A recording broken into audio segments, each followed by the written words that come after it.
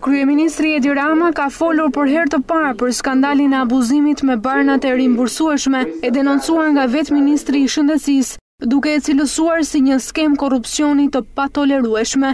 Nuk kemi pse të mos jemi të inkurajuar për faktin që e zbuluam dhe goditëm këtë skem, por nga ana tjetër është pa diskutim e domosdoshme që të përmirësojmë dhe të ngrëmë sistemin në një pikë që mos jetë më vulnerabël ndaj vullneteve negative të individëve.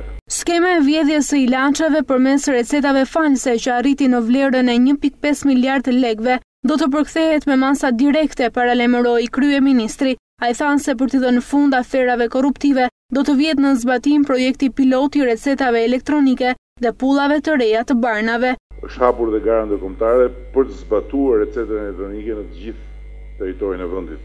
Mënyrë për të pasur tërësisht në kontroll gjithë lëvizjen e barnave. Deklarantat shefi i qeverisë i bëri gjatë një takimi me bizneset italiane.